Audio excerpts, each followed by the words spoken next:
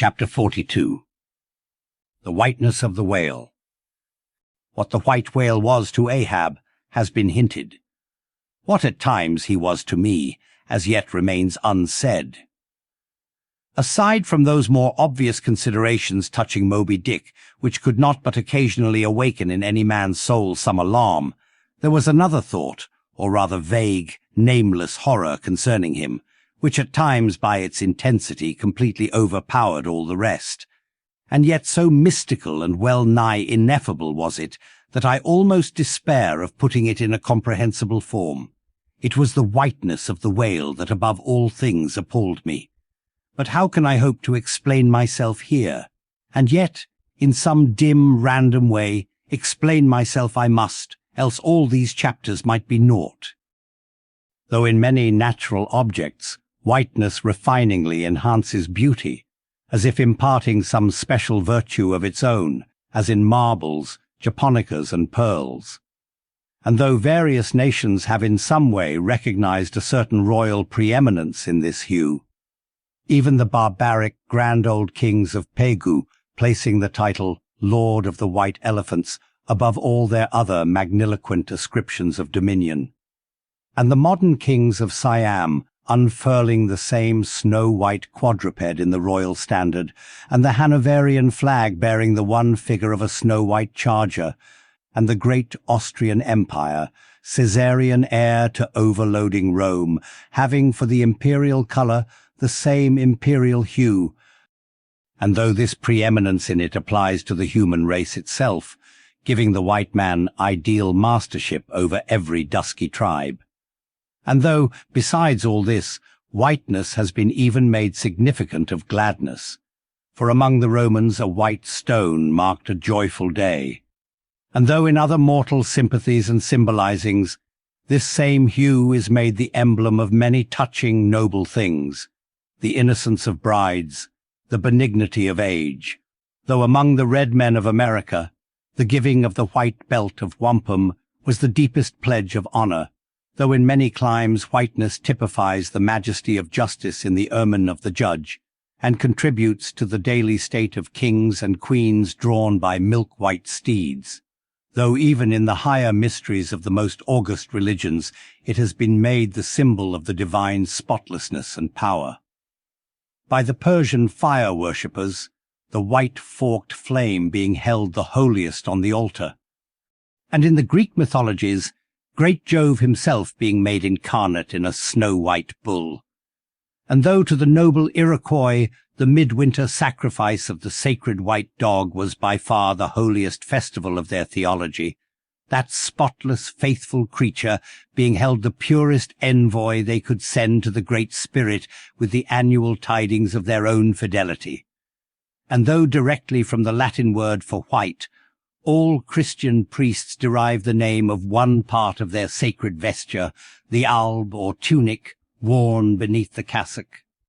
And though among the holy pomps of the Romish faith, white is specially employed in the celebration of the Passion of our Lord, though in the vision of St. John, white robes are given to the redeemed, and the 24 elders stand clothed in white before the great white throne, and the Holy One that sitteth there white like wool, yet for all these accumulated associations, with whatever is sweet and honourable and sublime, there yet lurks an elusive something in the innermost idea of this hue, which strikes more of panic to the soul than that redness which affrights in blood. This elusive quality it is which causes the thought of whiteness, when divorced from more kindly associations and coupled with any object terrible in itself, to heighten that terror to the furthest bounds. Witness the white bear of the poles and the white shark of the tropics. What but their smooth, flaky whiteness makes them the transcendent horrors they are? That ghastly whiteness it is which imparts such an abhorrent mildness, even more loathsome than terrific, to the dumb gloating of their aspect, so that not the fierce-fanged tiger in his heraldic coat can so stagger courage as the white-shrouded bear or shark. Bethink thee of the albatross. Whence come those clouds of spiritual wonderment and pale dread? in which that white phantom sails in all imaginations. Not Coleridge first threw that spell, but God's great, unflattering laureate, nature.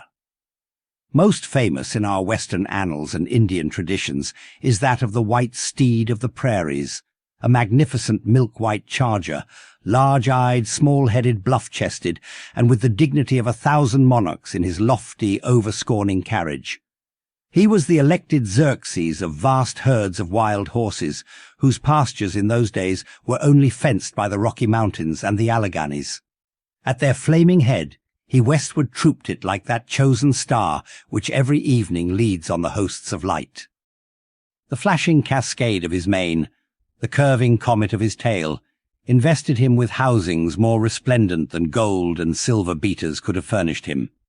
A most imperial and archangelical apparition of that unfallen western world, which to the eyes of the old trappers and hunters revived the glories of those primeval times when Adam walked majestic as a god, bluff-bowed and fearless as this mighty steed. Whether marching amid his aides and marshals in the van of countless cohorts that endlessly streamed it over the plains like an Ohio, or whether with his circumambient subjects browsing all around at the horizon, the white steed gallopingly reviewed them with warm nostrils reddening through his cool milkiness. In whatever aspect he presented himself, always to the bravest Indians he was the object of trembling reverence and awe.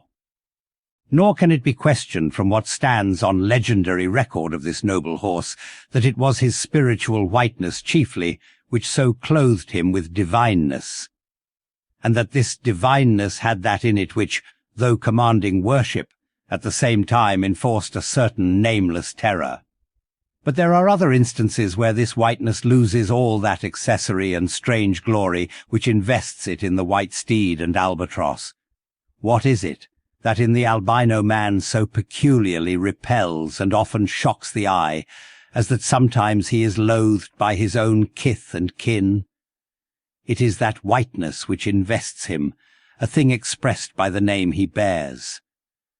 The albino is as well made as other men, has no substantive deformity, and yet this mere aspect of all-pervading whiteness makes him more strangely hideous than the ugliest abortion. Why should this be so?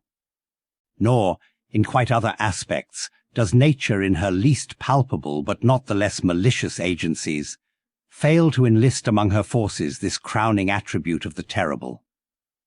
From its snowy aspect, the gauntleted ghost of the southern seas has been denominated the white squall, nor, in some historic instances, has the art of human malice omitted so potent an auxiliary. How wildly it heightens the effect of that passage in Froissart, when, masked in the snowy symbol of their faction, the desperate White Hoods of Ghent murder their bailiff in the marketplace. Nor, in some things, does the common hereditary experience of all mankind fail to bear witness to the supernaturalism of this hue. It cannot well be doubted that the one visible quality in the aspect of the dead which most appalls the gazer is the marble pallor lingering there, as if indeed that pallor were as much the badge of consternation in the other world as of mortal trepidation here. And from that pallor of the dead we borrow the expressive hue of the shroud in which we wrap them. Nor even in our superstitions do we fail to throw the same snowy mantle round our phantoms, all ghosts rising in a milk-white fog. Yea, while these terrors seize us, let us add, that even the King of Terrors, when personified by the evangelist, rides on his pallid horse. Therefore, in his other moods, symbolize whatever grand or gracious thing he will by whiteness, no man can deny that in its profoundest idealized significance it calls up a peculiar apparition to the soul. But though without dissent this point be fixed, how is mortal man to account for it? To analyze it would seem impossible.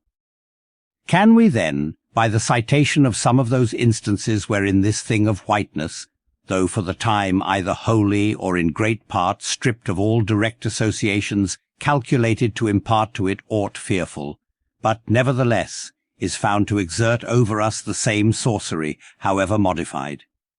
Can we thus hope to light upon some chance clue to conduct us to the hidden cause we seek? Let us try. But in a matter like this, subtlety appeals to subtlety, and without imagination, no man can follow another into these halls.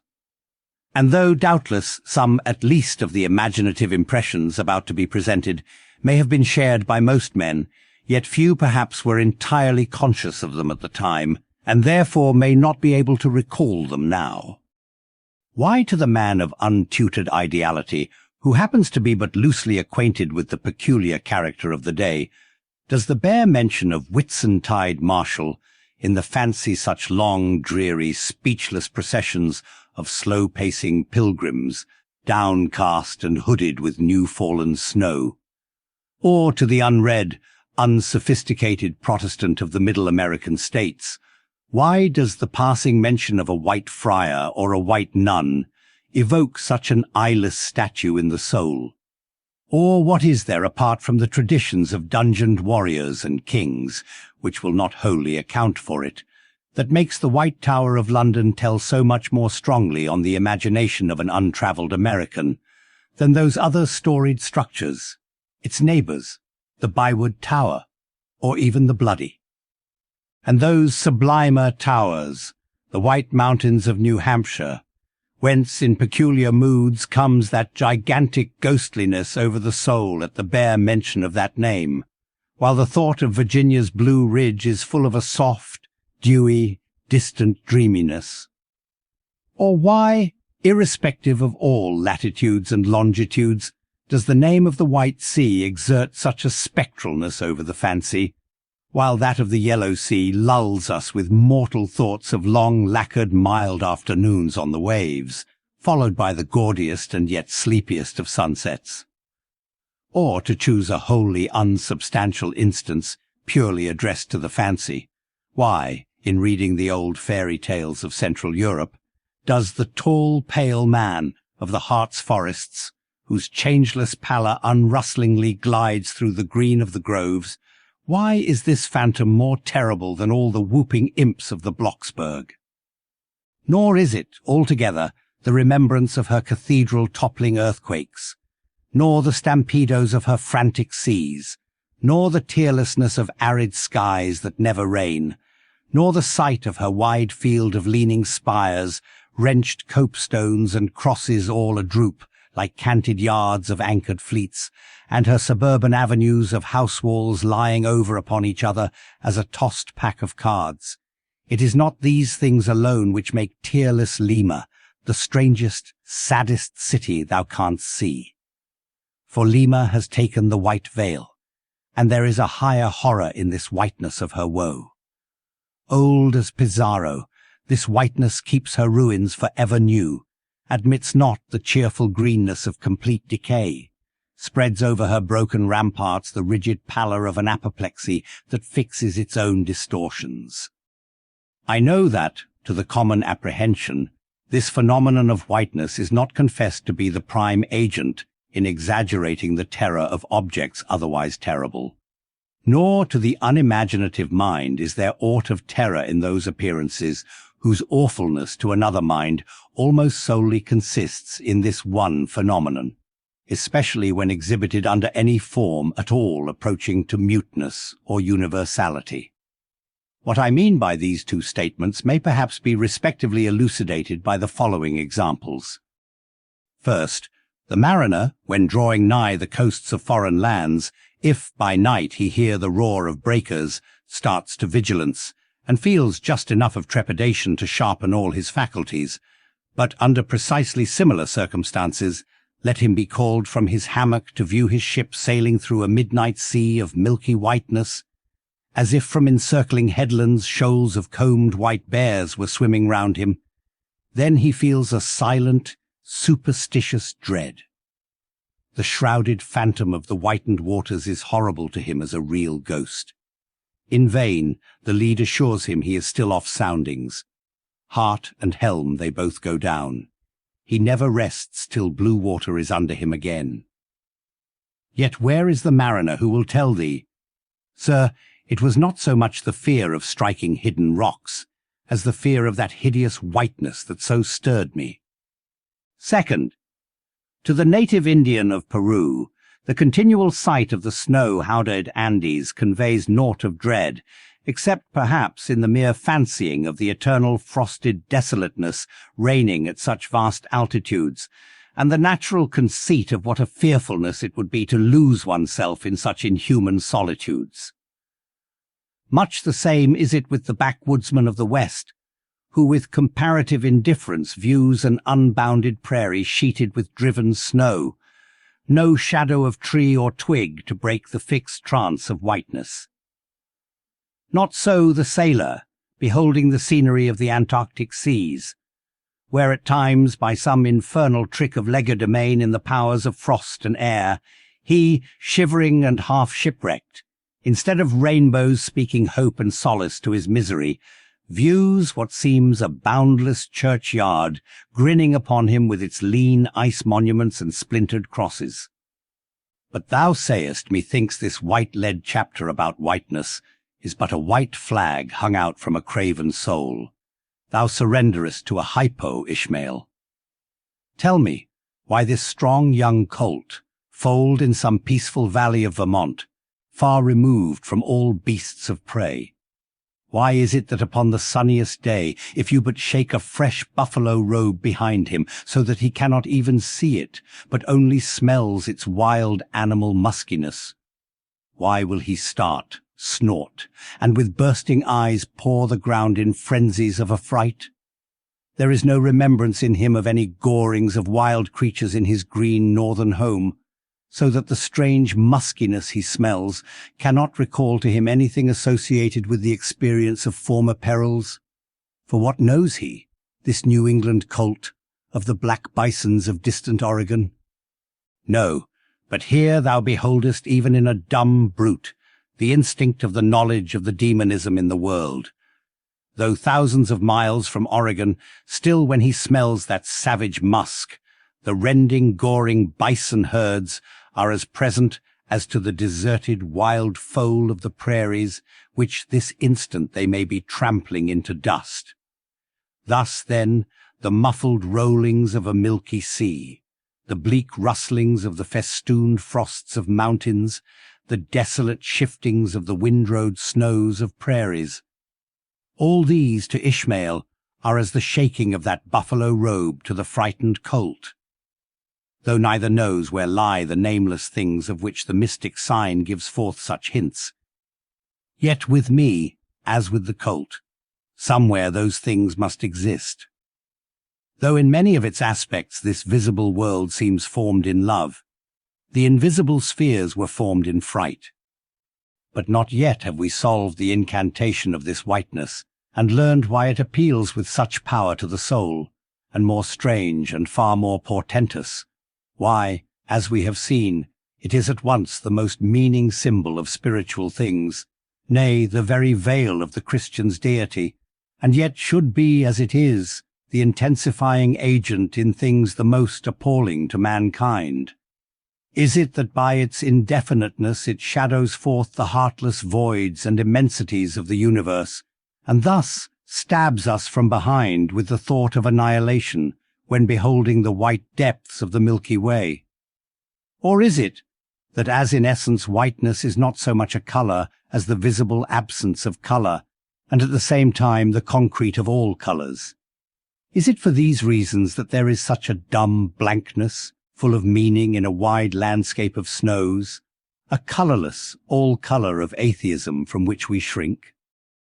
And when we consider that other theory of the natural philosophers, that all other earthly hues, every stately or lovely emblazoning, the sweet tinges of sunset skies and woods, yea, and the gilded velvets of butterflies and the butterfly cheeks of young girls, all these are but subtile deceits, not actually inherent in substances, but only laid on from without, so that all deified nature absolutely paints like the harlot, whose allurements cover nothing but the charnel house within. And when we proceed further, and consider that the mystical cosmetic which produces every one of her hues, the great principle of light, for ever remains white or colourless in itself, and if operating without medium upon matter, would touch all objects, even tulips and roses, with its own blank tinge. Pondering all this, the palsied universe lies before us a leper, and like wilful travellers in Lapland, who refuse to wear coloured and colouring glasses upon their eyes, so the wretched infidel gazes himself blind at the monumental white shroud that wraps all the prospect around him. And of all these things, the albino whale was the symbol. Wonder ye then at the fiery hunt.